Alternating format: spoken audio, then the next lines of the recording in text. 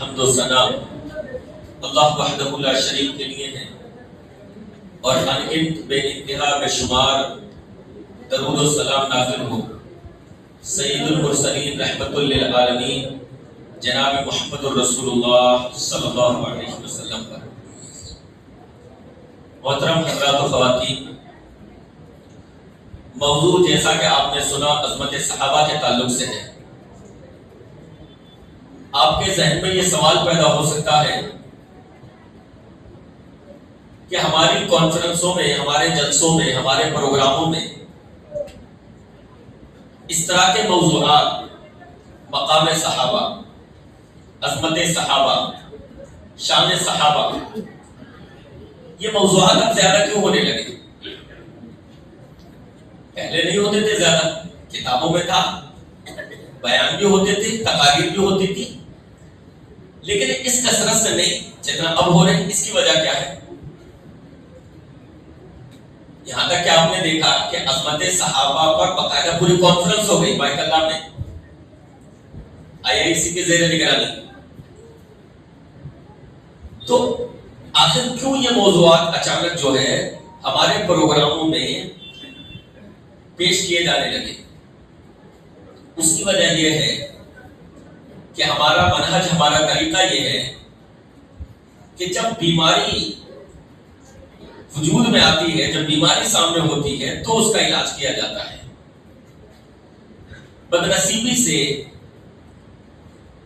وہ لوگ کہ جو اپنے آپ کو اہل حدیث کہتے ہیں، ان کے کچھ نوجوان، یعنی جن کا دعویٰ ہے بظاہر کہ ہم اہل حدیث ہیں، ان کے نوجوان وہ اس فتنے میں مبتلا ہو گئے کہ صحابہ پر تنقید کی جا سکتی ہے۔ نہ صرف یہ کہ صحابہ پر تنقید کی جا سکتی ہے، بلکہ ان کے جج بن گئے، ان کے فیصل بن گئے، اور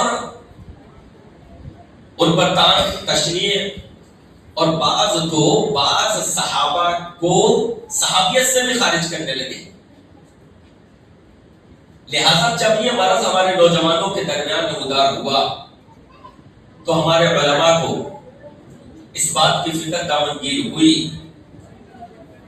کہ صحابہ کے مقام کو، صحابہ کے منصب کو عوام کے سامنے رکھا جائے، تاکہ نوجوان طبقے کو، عوام کو اس بات کا احساس ہو، پتہ چلے کہ صحابہ کی کتنی عظیم شخصیات ہیں، اور صحابہ کا مقام، صحابہ کے تعلق سے خوش عقیدگی، اس کا تعلق عقیدے سے ہے۔ یعنی یہ کوئی ایسا فروغی مسئلہ نہیں ہے کہ بھائی کیا ضرورت تھی، رائتہ پھیل رہا تھا، اس رائتے کو مزید بکھیرنے کی کیا ضرورت تھی آپ کو؟ ٹھیک ہے، ان کا ایک نظریہ ہے، ان کا ایک موقف ہے، مشاجرات صحابہ کو چھیڑنا اور بعض صحابہ یا تمام صحابہ پر تنقید کرنا، لعن طعن کرنا یا نشانہ بنانا، وہ ان کا موقف ہے، کوئی بات نہیں۔ ہر ایک کو ایک موقف رکھنے کی اجازت ہے، تو کیا ضرورت ہے؟ یہ فروعی مسئلہ ہے، تو میرے بھائی اور بہنوں، یہ فروعی مسئلہ نہیں ہے۔ آپ دیکھیں گے کہ جن ائمہ نے عقائد پر کتابیں لکھی ہیں، انہوں نے اس میں باقاعدہ صحابہ کے تعلق سے ابواب قائم کیے ہیں، یعنی کتابیں لکھی ہیں عقائد پر، اور اس میں باقاعدہ صحابہ کے تعلق سے جو ہے اقوال، صحابہ کے تعلق سے موقف، کہ اہل سنت والجماعت کا صحابہ کے تعلق سے کیا موقف ہے، اس کو بیان کیا ہے۔ تو یہ سیدھا عقیدے سے جڑ جاتا ہے کہ ہمارا عقیدہ یہ ہے کہ ہم صحابہ کا ادب و احترام کرتے ہیں، اور تمام صحابہ کا ادب و احترام کرتے ہیں، اور ہم یہ سمجھتے ہیں کہ ہر صحابی جس نے کہ جناب محمد الرسول اللہ صلی اللہ علیہ وسلم کی صحبت پائی ہے، اور صحابی کی جو تعریف ہے وہ اس پر کھرا اترتا ہے، تو وہ جو ہے اس کی شان یہ ہے، اس کا ادب یہ ہے، اس کا احترام یہ ہے کہ وہ ہماری زبانوں سے پاک رہے، ہم اس سے محبت رکھیں، ہم اس کے لیے دعائے رحمت کریں۔ صحابی کے لیے اتنا ہی کافی ہے کہ صحابی جو ہے وہ جناب محمد الرسول اللہ صلی اللہ علیہ وسلم کے زمانے کے مسلمان ہیں، آپ کے صحبت یافتہ ہیں۔ حافظ ابن حجر رحمہ اللہ نے صحابی کی تعریف کی، الصحابی من لقی النبی صلی اللہ علیہ وسلم مؤمنا به ومات علی الاسلام۔ صحابی وہ ہے کہ جنہوں نے نبی صلی اللہ علیہ وسلم سے ایمان کی حالت میں ملاقات کی اور ایمان ہی پر ان کی وفات ہوئی، وہ صحابی ہے۔ چاہے وہ نابینا ہو، چاہے رسول اللہ صلی اللہ علیہ وسلم کے ساتھ غزوات میں وہ شرکت نہ کر سکے ہو، چاہے رسول اللہ صلی اللہ علیہ وسلم سے انہوں نے زیادہ احادیث روایت کی ہو یا کم روایت کی ہو یا بالکل نہ کر سکے ہو، بہرحال وہ صحابی ہے۔ شرط یہ ہے کہ ایمان کی حالت میں ملاقات کی اور ایمان ہی پر ان کی وفات ہوئی۔ اگر کسی کے دل میں نفاق تھا تو صحابی کی اس تعریف سے خارج ہے، اس کے لیے الفاظ استعمال ہوں گے منافق، منافق صحابہ نہیں۔ یہ اصطلاح جو ہے، یہ جملہ جو ہے، یہ صحابہ کی شخصیات کو مجروح کرنے کے لیے ہے کہ منافق صحابہ نہیں، ان کو صرف منافق کہا جائے گا، صحابہ نہیں، منافق۔ اور جو ایمان والے تھے اور ایمان ہی پر ان کو کی وفات ہوئی، ان کو صحابی یا صحابہ کہا جائے گا۔ صحابہ کے لیے، ان کے عظمت کے لیے، ان کے مقام کے لیے یہی کافی ہے کہ انہوں نے جناب محمد رسول اللہ صلی اللہ علیہ وسلم کا ساتھ پایا ہے، اور یہ ایسا شرف ہے کہ یہ شرف آج کوئی بھی نہیں پا سکتا۔ آج کوئی شخص بڑے سے بڑا علم والا ہو سکتا ہے، متقی ہو سکتا ہے، پرہیزگار ہو سکتا ہے، عالم بن سکتا ہے، فقیہ بن سکتا ہے، محقق بن سکتا ہے، خطیب بن سکتا ہے، لیکن اللہ کی قسم وہ آج صحابی نہیں بن سکتا۔ بڑے سے بڑا متقی و پرہیزگار بن سکتا ہے، لیکن صحابی نہیں بن سکتا۔ جناب محمد الرسول اللہ صلی اللہ علیہ وسلم کی صحبت پا کر، نبی کا ساتھ پا کر صحابہ اکرام کو جو مقام و مرتبہ مل گیا، اس مقام کو نہیں پا سکتا۔ صحابہ وہ کہ جنہوں نے جناب محمد الرسول اللہ صلی اللہ علیہ وسلم کا زمانہ پایا، صحابہ وہ کہ جنہوں نے رسول اللہ صلی اللہ علیہ وسلم کا ساتھ پایا، صحابہ نبی کی عبادت کے گواہ، صحابہ نبی پر قرآن مجید کے نزول کے گواہ، صحابہ قرآن کو نبی کی زبان سے سننے والے، صحابہ نبی کے اٹھنے بیٹھنے کے گواہ، صحابہ نبی سے مصافحہ کرنے والے، صحابہ نبی کا دیدار کرنے والے، صحابہ نبی کی مسکراہٹ دیکھنے والے، صحابہ نبی کے آنسوؤں کو ملاحظہ کرنے والے، صحابہ وہ جو جناب محمد الرسول اللہ صلی اللہ علیہ وسلم کی دعائیں لینے والے، صحابہ وہ جو جناب محمد الرسول اللہ صلی اللہ علیہ وسلم کی بشارتیں لینے والے، صحابہ وہ کہ جن کی عیادت کے لیے، جن کا حال چال معلوم کرنے کے لیے رسول گرامی علیہ الصلوۃ والسلام تشریف لے جائیں، صحابہ وہ کہ جن کی خیریت جناب محمد الرسول اللہ صلی اللہ علیہ وسلم دریافت کریں، صحابہ وہ کہ جن کے بارے میں جناب محمد الرسول اللہ صلی اللہ علیہ وسلم بشارتیں دے، نام لے لے کر بشارتیں دے۔ تو یہ مقام آج کون پا سکتا ہے؟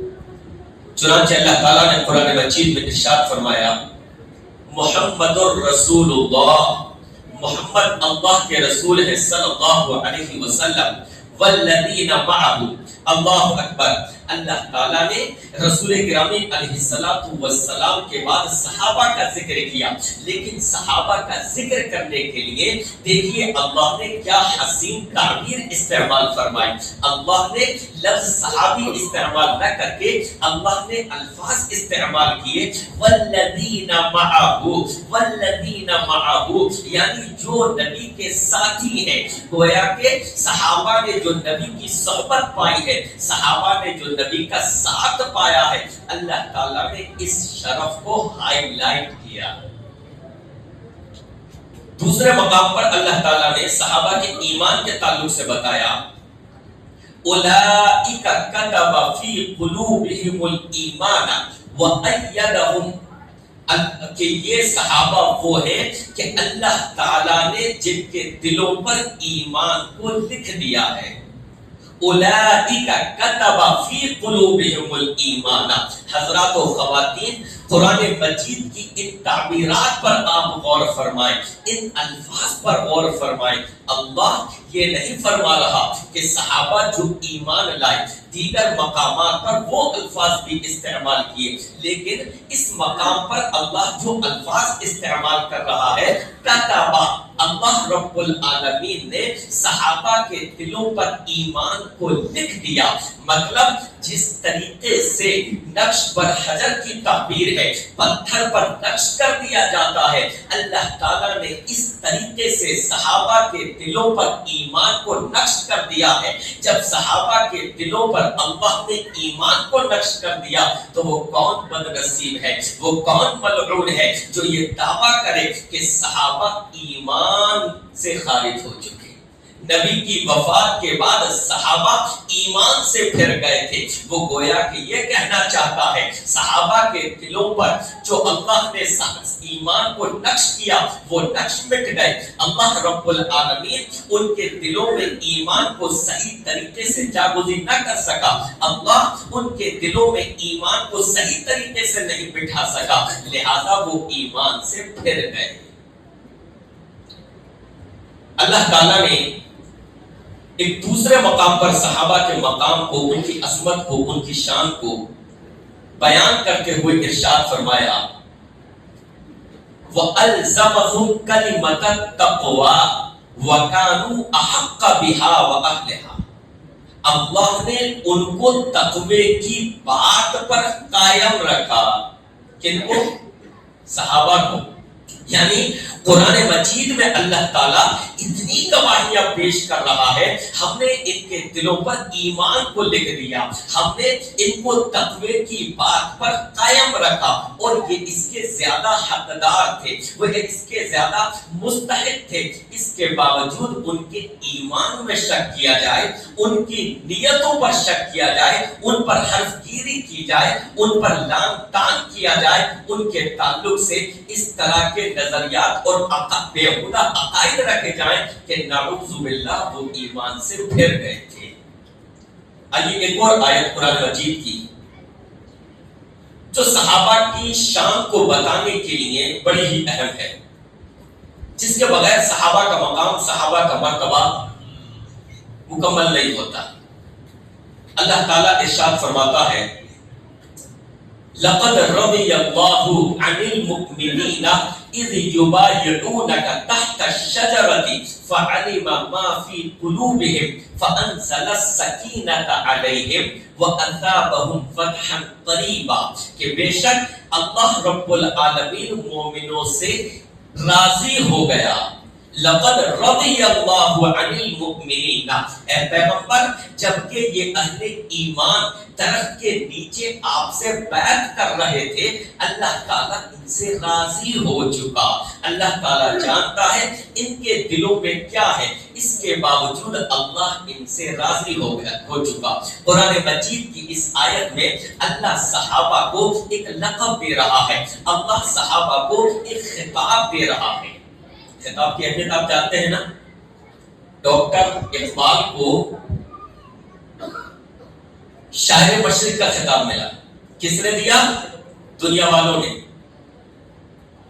سر سید احمد خان کو سر کا خطاب ملا، ان کا نام تھا احمد، سید ان کی کاسٹ ہو گئی، سر سید کس نے خطاب دیا؟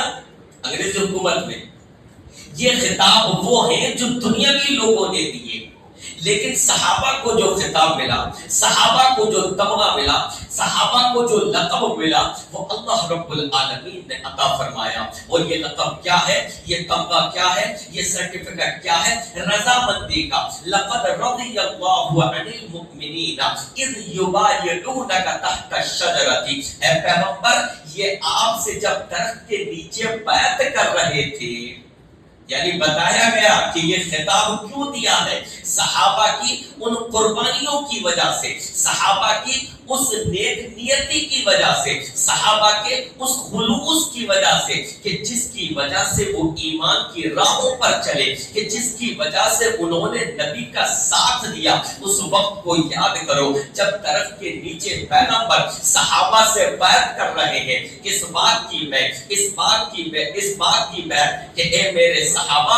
ہم خون عثمان کا بدلہ لیں گے۔ یہ خبر اڑا دی گئی ہے کہ حضرت عثمان کو شہید کر دیا گیا، جو جناب محمد رسول اللہ صلی اللہ علیہ وسلم کی طرف سے سفیر بن کر مکہ والوں سے گفتگو کرنے کے لیے گئے تھے، ان کو شہید کر دیا گیا ہے۔ لہذا نبی علیہ السلام نے صحابہ کو جمع کیا اور کہا صحابہ بیعت لو۔ سب سے پہلے نبی نے اپنا ہاتھ آگے بڑھایا اور کہا یہ عثمان کا ہاتھ ہے۔ اس چیز کی وضاحت اس وجہ سے کہ بعض بدنصیب اور بدبخت یہ بھی کہتے ہیں کہ عثمان تو اس بیعت میں موجود نہیں تھے، ان کو یہ لقب کیوں دیتے ہو، ان کی شان کیوں پڑھتے ہو؟ ارے حضرت عثمان موجود نہیں تھے، عثمان ہی کے لیے تو یہ بیعت لی جا رہی تھی۔ اور دوسری بات یہ کہ نبی نے اپنا ہاتھ آگے بڑھایا اور کہا یہ عثمان کی طرف سے بیعت کرنے کے لیے ہاتھ ہے، یعنی حضرت عثمان کی نمائندگی تو رسول اللہ صلی اللہ علیہ وسلم نے کی اور صحابہ سے بیعت کی کہ ہم خون عثمان کا بدلہ لیں گے۔ اس وقت وہ تھوڑے سے صحابہ نہتے جن کے پاس ہتھیار نہیں تھے، جو جنگ کی تیاری سے نہیں آئے تھے، عمرہ کرنے کے ارادے سے آئے تھے، ان کے پاس تلواریں نہیں تھی، ان کے پاس ڈھال نہیں تھی۔ وہ جانتے تھے کہ اس وقت موت پر بیعت کرنے کا کیا مطلب ہے، اس وقت مکہ والوں سے ٹکرانے کی بیعت کرنے کا کیا مقصد ہے۔ اس کا سیدھا سا مطلب یہ ہے کہ ہم موت پر بیعت کر رہے ہیں، یعنی مکہ والوں سے ٹکرانا سیدھے اپنے آپ کو موت کے منہ میں ڈھکیلنے کے مترادف ہے۔ لیکن اس کے باوجود نبی نے پکارا، نبی نے آواز دی کہ آؤ بیعت کرو خون عثمان کا بدلہ لینے کے لیے۔ فوراً تمام کے تمام صحابہ راضی ہو گئے۔ اللہ تعالیٰ فرماتا ہے ان کے دلوں کے حالات کو میں بہتر جانتا ہوں، ان کے دلوں میں کتنا خلوص ہے، یہ فداکاری کے لیے کس طرح سے تیار ہے، یہ اپنی جان اسلام کی خاطر لٹا دینے کے لیے کس خلوص کے ساتھ تیار ہے۔ تبھی تو میں انہیں رضامندی کا سرٹیفکیٹ دے رہا ہوں۔ جو بدبخت اس چیز سے راضی نہیں ہوتا، صحابہ کو رضی اللہ عنہم ورضوا عنہ نہیں تسلیم کرتا، وہ در حقیقت یہ کہنا چاہتا ہے اللہ تو صحابہ سے راضی ہے لیکن میں صحابہ سے راضی نہیں ہوں۔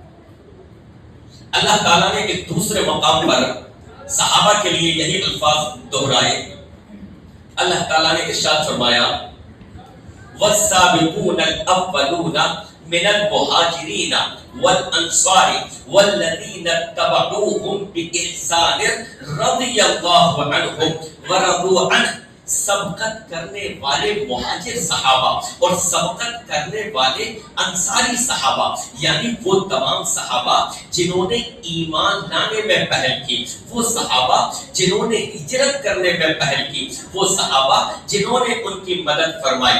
یعنی اللہ تعالیٰ نے تمام کے تمام صحابہ کا ذکر کر دیا۔ کوئی بدبخت، کوئی شخص کل کو یہ نہ کہے کہ یہ تو صرف بیعت رضوان والوں کے لیے ہے، کل کوئی شخص یہ نہ کہے کہ یہ طبقہ تو صرف مہاجرین کے لیے ہے، کل کو کوئی شخص یہ نہ کہے یہ تو صرف ان کے لیے ہے جو شروع میں اسلام لے کر آئے۔ اللہ تعالیٰ نے تین کیٹیگری کا، تین صحابہ کی تینوں کیٹیگری کا اللہ نے ذکر کیا۔ مہاجر صحابہ، انصاری صحابہ، پہل کرنے والے صحابہ، والذین اتبعوہم بإحسان، اور وہ تمام کے تمام لوگ جنہوں نے خوش نیتی کے ساتھ پھر ان کی پیروی کی، ان کے نقش قدم پر چلے، یعنی بعد کے بھی تمام کے تمام صحابہ آگے۔ اللہ نے تمام صحابہ کا ذکر کرنے کے بعد ارشاد فرمایا رضی اللہ عنہم ورضوا عنہ، اللہ ان سے راضی ہو گیا اور وہ اللہ سے راضی ہو گئے۔ یہ کتنی بڑی چیز ہے، اللہ کی رضا۔ آپ جانتے ہیں کتنی بڑی چیز ہے۔ بخاری شریف کی حدیث ہے جب جنتی جنت میں چلے جائیں گے تو اللہ تعالیٰ اہل جنت سے پوچھے گا یا اہل جنتی، اے جنتیوں جنتی کہیں گے اے رب حاضر ہے، ربنا لبیک ربنا وسعدیک، اے اللہ حاضر ہے۔ اللہ تعالیٰ پوچھے گا خوش ہو اے جنتیوں، خوش ہو؟ جنتی کہیں گے کہ اللہ ہم خوش کیسے نہ ہوں گے، تو نے ہمیں جنت دی ہے، اور جنت کے بارے میں آپ کو معلوم ہی ہے، مالا عین رأت ولا اذن سمعت ولا خطر علی قلب بشر، اس میں ایسی نعمتیں ہیں، اتنی نعمتیں ہیں، نہ کسی آنکھ نے دیکھی ہیں ابھی، نہ کانوں نے سنی، اور دل پر سے ان نعمتوں کا گزر بھی نہیں ہوا۔ آپ سوچ بھی نہیں سکتے کہ کتنی نعمتیں ہوں گی، وہ نعمتیں جنتیوں کو مل گئی۔ تو جنتی کہہ رہے ہیں کہ اللہ ہم خوش کیسے نہ ہوں گے، تو نے ہمیں وہ چیز عطا فرما دی جو دوسروں کو نہیں دی ہے۔ اللہ تعالیٰ پوچھے گا، اللہ تعالیٰ فرمائے گا کہ جنتیوں اس سے بھی افضل چیز دوں تمہیں، کس چیز سے افضل؟ جنت سے افضل۔ اللہ اکبر، آپ دیکھیں اللہ کی رضا کتنی بڑی چیز ہے۔ جنتیوں میں تمہیں اس سے بھی افضل چیز دوں، جنت سے بھی افضل۔ جنتی کہیں گے اللہ اس سے افضل کیا ہوگا، اس سے افضل کیا ہوگا، جنت سے افضل؟ اللہ تعالیٰ فرمائے گا احل علیکم رضوانی فلا اسخط علیکم ابدا، جنتیوں میں نے اپنی رضا تمہارے لیے حلال کر دی، اب میں کبھی آئندہ تم سے ناراض نہ ہوں گا۔ میں نے اپنی رضا تمہارے لیے حلال کر دی ہے، اب کبھی تم سے ناراض نہ ہوں گا۔ پتہ یہ چلا اللہ رب العالمین اپنی رضا کو جنت سے بھی افضل قرار دے رہا ہے، اور رضا کا یہ سرٹیفکیٹ اہل جنت کو جنت میں جانے کے بعد ملے گا، لیکن صحابہ وہ خوش نصیب ہیں کہ ان کو اس روئے زمین پر چلتے پھرتے یہ سرٹیفکیٹ مل گیا۔ جنتیوں کو جنت میں جانے کے بعد یہ چیز حاصل ہوگی، اور صحابہ وہ خوش نصیب کہ ابھی اس دنیا ہی میں ہے، اور اللہ تعالیٰ نے ان کو یہ سرٹیفکیٹ عطا فرما دیا کہ میں تم سے راضی ہو چکا۔ ایک اور چیز، یہ جو تمغہ ہے، یہ جو خطاب ہے، اس پر ہم نے کبھی غور کیا؟ کیا ہے اس میں؟ رضی اللہ عنہم، اللہ ان سے راضی ہو گیا، اور آگے کیا ہے؟ ورضوا عنہ، صحابہ بھی ان سے اللہ سے راضی۔ یہ کہنے کی کیا ضرورت تھی؟ بھائی اتنا کہہ دینا کافی تھا، اللہ ان سے راضی ہو گیا، اللہ ان سے راضی ہو گیا صحابہ سے، یہ کافی تھا؟ اللہ نے یہ کیوں فرمایا صحابہ بھی اللہ سے راضی؟ اس وجہ سے مولانا ابوالکلام آزاد رحمہ اللہ لکھتے ہیں کہ اللہ صحابہ سے راضی، اس میں صحابہ کی شان، صحابہ کا مقام، صحابہ کا منصب بے شک پتہ چلتا ہے، لیکن صحابہ کے اس مقام کی، صحابہ کے اس منصب کی مکمل ترجمانی اس وقت تک نہیں ہو سکتی جب تک کہ ان کے تمغے کے اس اگلے جملے کا استعمال نہ کیا جائے، ورضوا عنہ، کہ صحابہ بھی اللہ سے راضی ہو گئے۔ یہ ان کا مقام ہوا، اللہ راضی، یہ صحابہ کا مقام، لیکن اس مقام کی مکمل ترجمانی تب ہوتی ہے جب اللہ فرماتا ہے کہ صحابہ بھی مجھ سے راضی ہو گئے۔ کیوں؟ اس وجہ سے کہ صحابہ نے اللہ اور اس کے رسول سے ایسی محبت کی، ہر حال میں اللہ اور اس کے رسول سے اس طرح خوش رہے، اس طرح راضی رہے کہ اس کی مثال نہیں ملتی۔ بھائی کوئی کسی منزل کی طرف جاتا ہے، کسی منزل کے لیے کوشش کرتا ہے، محنت کرتا ہے، تو اس راہ میں اس کے لیے مشکلات آتی ہیں۔ اس میں دو طرح کے لوگ ہوتے ہیں، دو حالتیں ہوتی ہیں۔ کچھ لوگ ایسے ہوتے ہیں جو جوان مرد ہوتے ہیں، حوصلہ ہوتے ہیں، وہ ان پریشانیوں کو، ان مصیبتوں کو جھیل لیتے ہیں، لیکن ان مصیبتوں کو جھیلنا پھر مصیبتوں کو جھیلنا ہی ہوتا ہے. ایسا نہیں کہ وہ مصیبتیں نہ رہیں. ان مصیبتوں کی کڑواہٹ بہرحال وہ محسوس کرتے ہیں. لیکن ایک درجہ اس سے اوپر کا ہے اور وہ درجہ ہے عشق و شیفتگی کا درجہ. جب ہمیں کسی سے محبت ہو جاتی ہے اور وہ اس مقام تک پہنچ جاتی ہے کہ اس کی راہ میں جو مصیبتیں جو پریشانیاں آتی ہیں ان میں بھی مٹھاس محسوس ہوتی ہے، کڑواہٹ کے بجائے ان میں بھی مٹھاس محسوس ہوتی ہے. تو یہ وہ منزل ہے، یہ وہ مقام ہے جو محبت سے بھی الگ چیز ہے، اوپر کا درجہ ہے.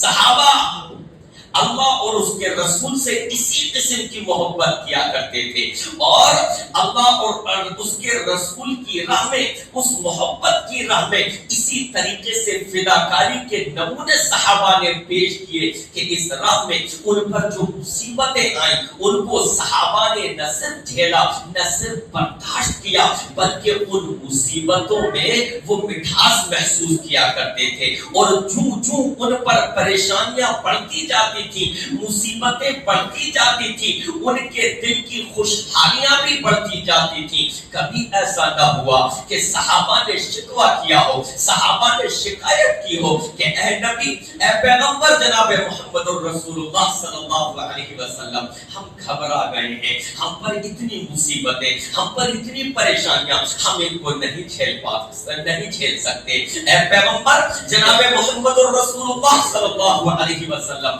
ہم اپنے گھر بار نہیں چھوڑ سکتے، ہم اپنے گھر والوں پر تکلیفیں نہیں دیکھ سکتے، ہم اپنی جان نہیں فدا کر سکتے، ہم یہ نہیں کر سکتے، ہم وہ نہیں کر سکتے. نہیں، بلکہ صحابہ پر جتنی مشکلات آئیں، لہذا تاریخ اسلام میں آپ دیکھیں گے کہ صحابہ پر مشکلات آئیں اور اتنی مشکلات آئیں کہ ان مشکلات کو بیان نہیں کیا جا سکتا.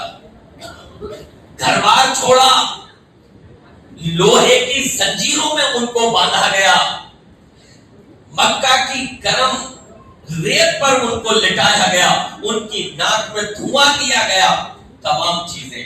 لیکن آپ دیکھیں گے صحابہ خوشی اس کو برداشت کرتے رہے. اور تمام صحابہ وہ نہیں تھے کہ جنہوں نے اسلام کے زوال کے ساتھ ساتھ اسلام کے عروج کا زمانہ بھی پایا ہو. کتنے صحابہ ایسے تھے جنہوں نے اپنی پوری زندگیاں ختم کر دی اور ان کی پوری زندگی مصیبتوں میں کٹ گئی، ان کی پوری زندگی پریشانیوں میں گزر گئی. اس کے باوجود جب وہ اس دنیا سے جا رہے تھے اور میدان جنگ میں دشمن کے نیزوں اور تلواروں کے نتیجے میں وہاں کی گرم ریت پر لوٹ رہے تھے اور اپنی جان فدا کر رہے تھے، تو اس وقت بھی ان کے چہروں پر ایسی شادمانی تھی، اس وقت بھی ان کے چہروں پر ایسی رونق تھی کہ ایسی رونق بستر اور پھولوں پر لیٹ کر جان دینے والے کے چہرے پر نہ ہوتی.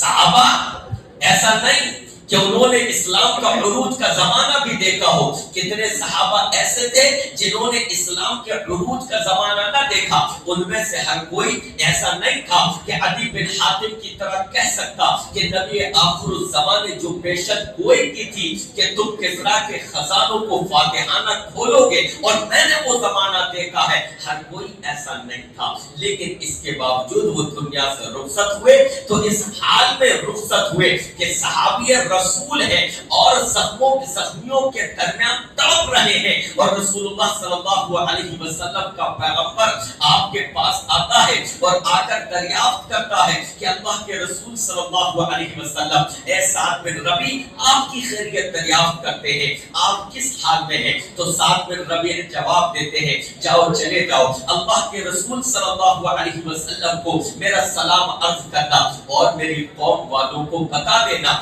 وَأَخْبِرْ اخبر قوما انهم لا عذر لهم ان قتل رسول الله صلی اللہ علیہ وسلم وواحد منهم حی، یعنی سعد بن ربیع کا آخری وقت ہے اور اس کے باوجود کہہ رہے ہیں کہ میری قوم والوں سے کہہ دینا کہ نبی پر اپنی جانیں فدا کر دیں، نبی پر اپنی جانوں کو لٹا دیں۔ اگر ان میں سے کوئی ایک شخص بھی زندہ رہا اور اس کی موجودگی میں نبی کو شہید کر دیا گیا، اللہ کے یہاں اس کا کوئی عذر قابل قبول نہ ہوگا۔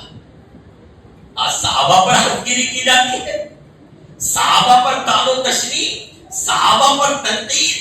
صحابہ نے اسلام کی خاطر وہ قربانیاں دی ہیں کہ حضرت عمار بن زیاد کا آخری وقت ہے، نیزوں کے زخم لگے ہیں اور آخری وقت ہے، ان کی جان ان کے جسم سے نکلنے والی ہے۔ جناب محمد الرسول اللہ صلی اللہ علیہ وسلم پاس میں تشریف لاتے ہیں۔ اے عمار، اگر آخری خواہش ہو تو بتاؤ، اگر کوئی آخری آرزو ہو تو بتاؤ۔ تو وہ کہتے ہیں اے اللہ کے رسول صلی اللہ علیہ وسلم، اپنے آپ کو قریب کرتے ہیں اور رسول اللہ صلی اللہ علیہ وسلم کے قدموں پر اپنا چہرہ رکھ دیتے ہیں اور گویا کہ اپنی حالت سے یہ بیان کرتے ہیں کہ آخری آرزو ہے تو یہ ہے کہ آقا کے جان نکلتے ہوئے آپ کے چہرے انور کا میں دیدار کر رہا۔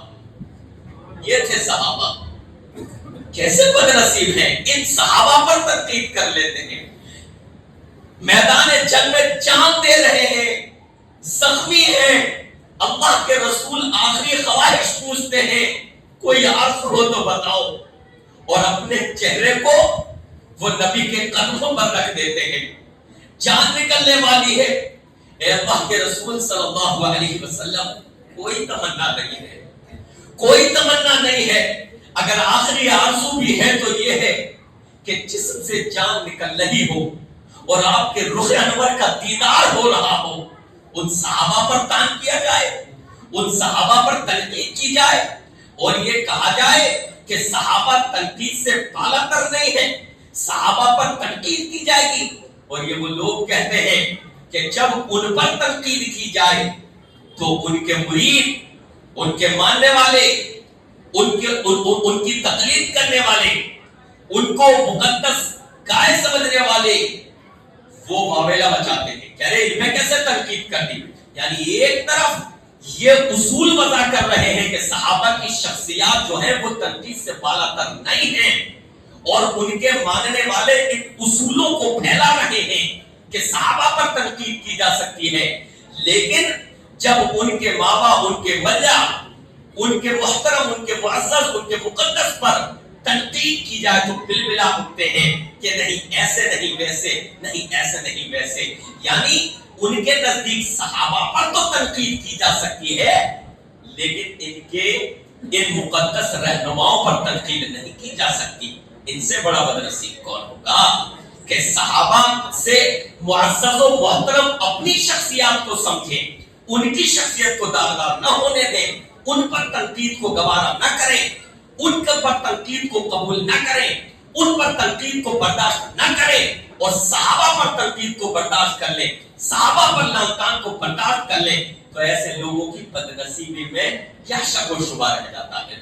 میرے بھائیوں، صحابہ جناب محمد الرسول اللہ صلی اللہ علیہ وسلم کی زبان مبارک سے، زبان رسالت سے بشارتیں پانے والے ہیں۔ اللہ کی قسم ہے، صحابہ کا عمل، صحابہ کا ایمان، سب کچھ اللہ اور اس کے رسول جناب محمد الرسول اللہ صلی اللہ علیہ وسلم کی نگاہوں میں وہ حیثیت رکھتا ہے کہ کسی اور کا ایمان اور عمل اس حیثیت تک نہیں پہنچ سکتا۔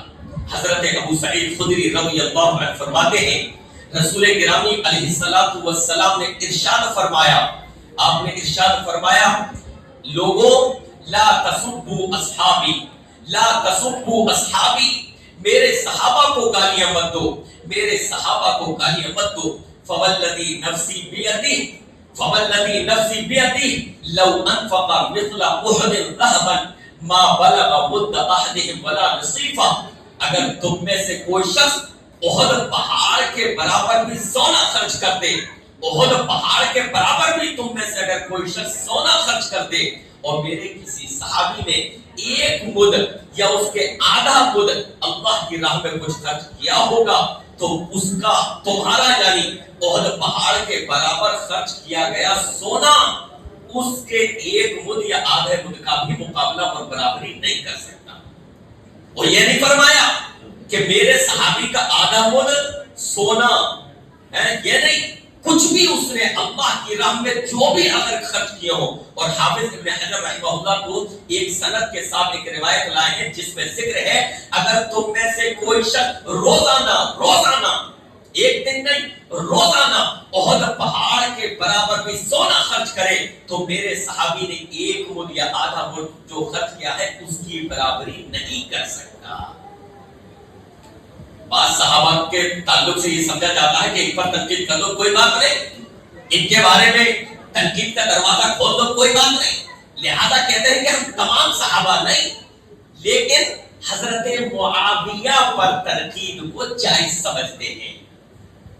لیکن اندر کی بات یہ ہے کہ یہ حضرت معاویہ کا تو فقط نام لیتے ہیں، حضرت معاویہ کے بعد پھر یہ آگے کا جب دروازہ کھولتے ہیں تو حضرت عثمان پر تنقید کرتے ہیں، حضرت معاویہ کے گروہ میں جتنے صحابہ تھے سب پر تنقید کرتے ہیں، لہذا یہ اپنے اس قول میں بھی جھوٹے ہیں، مکار ہیں اور تقیہ اختیار کرتے ہیں کہ ہم صرف معاویہ پر نہیں، یہ حضرت معاویہ کا نام لے کر حضرت معاویہ کے گروہ میں جتنے لوگ شامل تھے اجتہادی طور پر ان کا ساتھ دینے والے جتنے صحابہ تھے یہ سب کو نشانہ بناتے ہیں، سب پر تنقید کرتے ہیں اور حضرت عثمان رضی اللہ عنہ پر بھی اقربا پروری کا الزام لگاتے ہیں۔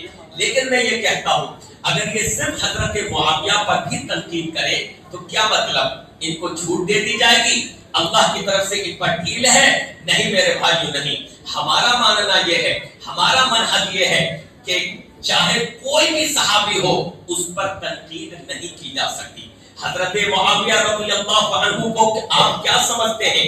حضرت معاویہ رضی اللہ عنہ جن کو اہل ایمان نے لقب دیا خال المؤمنین یعنی اہل ایمان کے ماموں، حضرت معاویہ رضی اللہ عنہ جن کو جناب محمد رسول اللہ صلی اللہ علیہ وسلم نے جن کے بارے میں فرمایا، ترمذی شریف کی روایت، رسول اللہ صلی اللہ علیہ وسلم نے فرمایا اللہم اجعلہ ہادیا مہدیا فہدی بہ، رواہ ترمذی، اے اللہ معاویہ کو ہدایت دینے والا اور ہدایت یافتہ بنا اور اس کے ذریعے سے ہدایت نصیب فرما۔ یہ رسول اللہ صلی اللہ علیہ وسلم کس کے بارے میں فرما رہے ہیں؟ حضرت معاویہ کے بارے میں۔ اللہم اجعلہ ہادیا، اے اللہ معاویہ کو ہدایت دینے والا بنا دے، ہدایت یافتہ بنا دے، وہدی بہ، اس کے ذریعے ہدایت عطا فرما۔ نبی تو یہ فرمائے کہ اللہ معاویہ کے ذریعے ہدایت دے، نبی تو یہ فرمائے اللہ معاویہ کے ذریعے ہدایت عطا فرما، معاویہ کے ذریعے لوگوں کو ہدایت دے۔ اور آج کا مرزائی پھرزائی وہ یہ کہے کہ حضرت معاویہ رضی اللہ عنہ تو گمراہ تھے، نعوذ باللہ، وہ تو گمراہ تھے، نبی فرمائے ہدایت یافتہ، ہدایت دینے والا اور اس کے ذریعے، اور آپ حضرت امیر معاویہ رضی اللہ عنہ، امیر المؤمنین معاویہ رضی اللہ عنہ کے طور پر اگر آپ غور کریں گے تو میرے بھائیوں آپ پائیں گے حضرت معاویہ رضی اللہ عنہ کے زمانے میں فتنے بالکل ختم ہو گئے تھے۔ وہ جو انتشار تھا جو سیدنا عثمان کے زمانے سے مسلمانوں میں چلا آ رہا تھا، حضرت عمر بن خطاب کی وفات کے بعد جو فطروں کا ایک دور کھلا اور مسلمانوں میں انتشار پیدا ہوا، حضرت عثمان کے زمانے میں رہا، حضرت علی کے زمانے میں رہا، اور اس کے بعد جب حضرت علی نے حضرت معاویہ سے صلح کر لی، حضرت معاویہ رضی اللہ عنہ بلا اختلاف، بلا کسی کے اختلاف کے حضرت معاویہ ایسے واحد خلیفہ بن گئے جو تمام مسلمانوں کے خلیفہ قرار پائے، کوئی تنقید کرنے والا نہیں تھا، کوئی اختلاف کرنے والا نہیں تھا۔ جب حضرت علی نے صلح کر لی کوئی اختلاف کرنے والا نہیں تھا، اور اس کے بعد حضرت معاویہ رضی اللہ عنہ نے اپنی خلافت کو شاندار طریقے سے جو ہے آگے بڑھایا ہے اور فتوحات کا سلسلہ جو ہے چلتا ہے۔ تو میرے بھائیوں حضرت معاویہ رضی اللہ عنہ کی شخصیت کو بھی معمولی نہ سمجھا جائے۔ حضرت ابو زرعہ، حضرت ابو حاتم رازی رحمہ اللہ فرماتے ہیں ادرکنا العلماء فی جمیع الانصار حجازا وعراقا ومصرا وشاما ویمنا فکان من مذہبهم الترحم على سائر اصحاب رسول اللہ صلی اللہ علیہ وسلم والکف عما شجر بینہم. فرماتے ہیں ہم نے شہروں کا دورہ کیا، ہم نے دنیا کے علاقوں کا دورہ کیا، حجاز ہو، مصر ہو، شام ہو، یمن ہو، عراق ہو، اور تمام جگہ علماء کو ہم نے اس بات پر متفق پایا کہ تمام کے تمام صحابہ کے لیے دعائے رحمت کی جائے گی، تمام کے تمام صحابہ کے لیے دعائے رحمت کی جائے گی، اور ان کے درمیان جو آپسی معاملات ہو گئے ان کے بارے میں خاموشی اختیار کی جائے گی. اسی وجہ سے جب امام احمد بن حنبل رحمہ اللہ سے دریافت کیا گیا آپ حضرت علی اور حضرت معاویہ کے درمیان جنگوں کے بارے میں کیا رائے رکھتے ہیں، تو امام احمد بن حنبل نے جواب دیا رحمہ اللہ ما اقول فیہم الا الحسنى، میں ان دونوں کے بارے میں اچھی رائے رکھتا ہوں. میرے بھائیوں اور بہنوں دیکھیے کتنا بہترین راستہ ہے، کتنا سیف راستہ ہے. آپ کو کیا جاتا ہے، کون سی قیامت جاتا ہے یہ کہتے ہوئے کہ میں دونوں کے بارے میں اچھی رائے رکھتا ہوں. ایک دم سیف اور بہترین راستہ ہے. اللہ رب العالمین سے دعا ہے کہ رب العالمین ہمیں صحابہ کے تعلق سے دلوں کو صاف کرنے کی توفیق عطا فرمائے. اے اللہ ہمارے جو نوجوان مشاجرات صحابہ کے فتنے میں پڑ گئے ہیں، اللہ ان کے دلوں کو صراط مستقیم پر اے اللہ قانع کر دے، ان کو صراط مستقیم پر چلا، ان کو صراط مستقیم پر چلا. حسن بصری رحمہ اللہ فرماتے ہیں صحابہ کے راستے پر چلو فإنهم كانوا ورب الكعبة على الهدى المستقيم. اللہ کی قسم ہے، رب کعبہ کی قسم ہے، صحابہ سیدھے راستے پر تھے. اللہ تعالیٰ کہنے سننے سے زیادہ عمل کرنے کی توفیق عطا فرما دے. رب العالمین ہماری ان کہی ہوئی باتوں کو قبول فرما دے. آمین یا رب العالمین. وصلی اللہ تعالی علی رسول خیر خلقہ محمد و آلہ و اصحابہ اجمعین برحمتک یا ارحم